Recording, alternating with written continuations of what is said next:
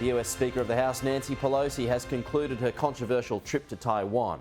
China responded to the visit by conducting a round of military drills in seas around Taiwan, some of which China admits may breach Taiwan's territorial waters. Joining us live now is the political scientist at the University of Virginia, Larry Sabato. Larry, good morning to you. So do you think military drills will be it in terms of a response?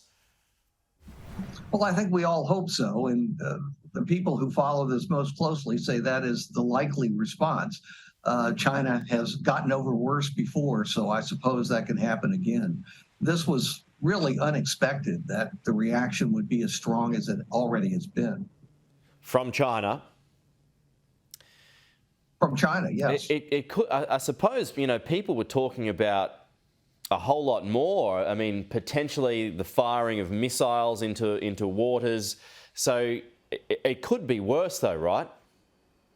Oh, it could be worse, but that doesn't really serve China's interests. This is a Speaker of the House of Representatives who will almost certainly be retiring as of next year. And it's not as though other speakers haven't visited, although the last one was a long time ago. Conservative Newt Gingrich visited Taiwan.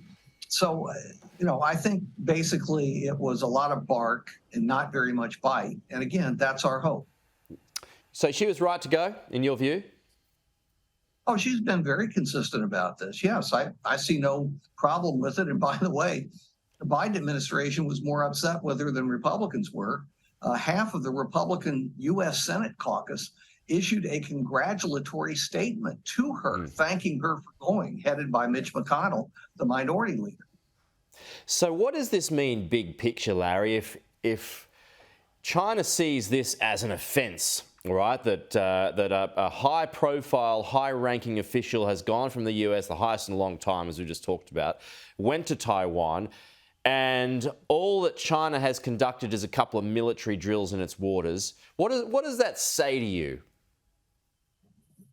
Well, it says that they understand there would be a tremendous price to pay if they escalated matters beyond that. It doesn't mean they never will, and some are fearful that eventually a military takeover or attempted takeover of Taiwan is inevitable. But for China, there are going to be major costs too. And I should add, both parties in the United States are pretty anti-China. That is one subject, one topic that actually unites Democrats and Republicans.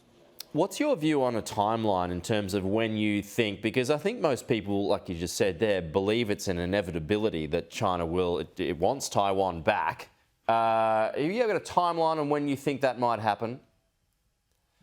No, I suspect if they were to do it, they would do it at a time when the United States and its allies were busy with other world problems and probably had their hands full militarily and otherwise. They would do it at a time when they thought they could get away with it easiest. I don't know that there will ever be such a time, but if you're going to do it, you would do it with a weakened president and a weakened set of allies. Yeah, I know it was said this morning that some provocations are necessary.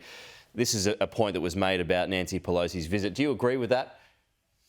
I do, and you know, she has had a very tough view on China since Tiananmen Square, and she's demonstrated it in Tiananmen Square even before she was speaker. So this is not a surprise. It is consistent with her entire record and is being supported by large groups of both parties.